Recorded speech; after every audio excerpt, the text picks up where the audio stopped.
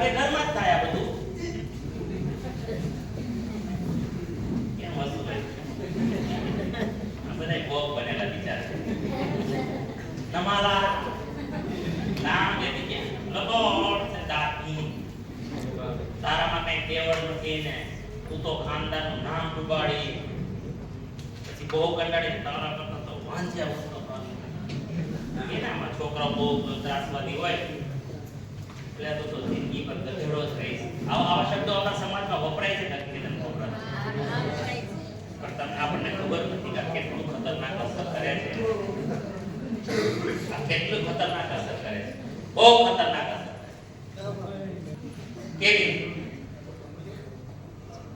એક બહુ મોટો સિદ્ધાંત જો જિંદગીમાં સમજી જાવ ને આજ માણસને હું તમને એક રીતે કહું ને તો સાવ લબાડ બનાવી દીધો છે આ શબ્દો. એની માનવ મૂલ્ય ખતમ કરી નાખ્યું, માનવતાનો પાવર ખતમ કરી નાખ્યો.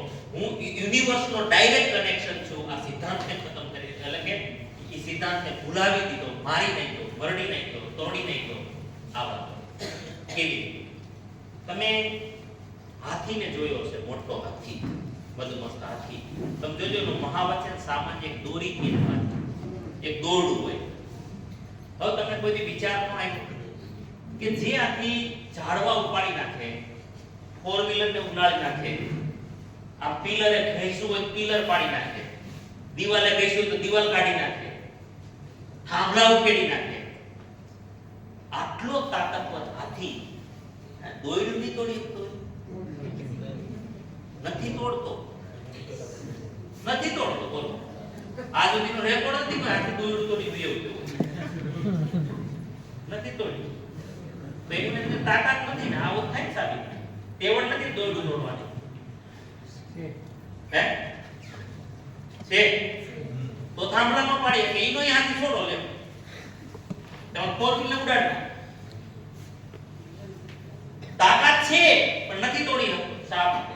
જે દિશા આ સમજાઈ ગયું તે દિશા આપણા જીવનનો ઇતિહાસ બદલાઈ જશે, પરિવારનું જીવન બદલાઈ જશે, ઘરમાં વાણી બદલાઈ જશે, વિચારો બદલાઈ જશે. એટલે આ પ્રોગ્રામ છે ને ફેમિલીમાં બહુ મહત્વનો છે. એકલા આવો ને હાથી ને તેવડ નહોતી તે દિવસે નામ મદન્યું ત્યારે એક માઇન્ડ પાવરનો સિદ્ધાંત કામ કરે છે જીવનમાં.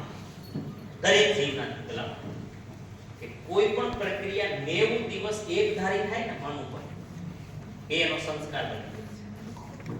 હવે મદન્યું જ્યારે નાનું ત્યારે એને તેવડ નહોતી કે કંઈ કરી શકે તો ત્યારે એનો મહાવત શું કરતો ખબર? એને ચેનથી બાંધે હાકળ અને મજબૂત ખીલો ઠોકે. હવે ઓલા બિચારાને તેવડ નહોતી ત્યારે તે દિવસે હાકળથી બાંધે તો એને શું કરે? રોજ ટ્રાય કરે, જવાબ ન આવે,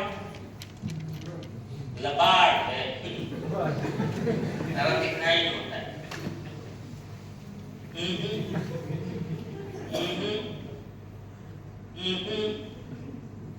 3 મહિના મહેનત કરે અને પછી કાઈ મેળ પડે નહીં એટલે ઈ મદનિયાનું મેન્ટલ બ્લોક થઈ જાય કે જિંદગીમાં બધુંય થાય આ ન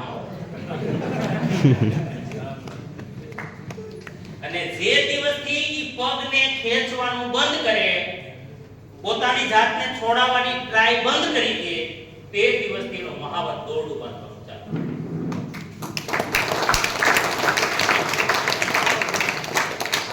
પછી એને ખાલી અહેસાસ જ કરાવવાનો કે તને કાંઈક બાંધ્યું છે એટલે આ પગ તનો ખોટો ઠીક છે આ નહીં, બાકી ત્રણે પગે જે કરવું કરો આ નકામો છે.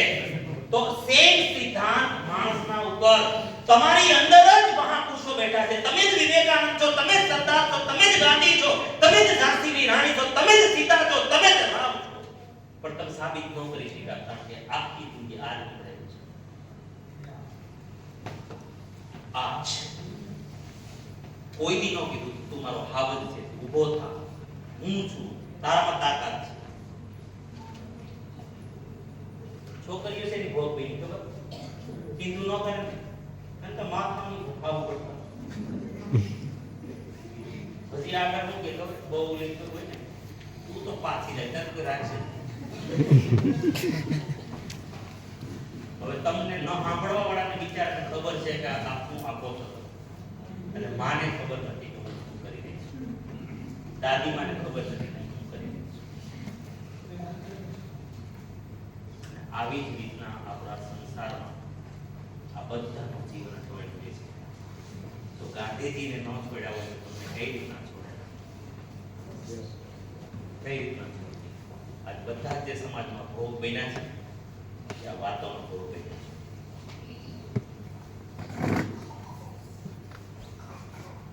હજી પતિ પત્ની ઝઘડે છે ને એને ખબર નથી બાળકો પર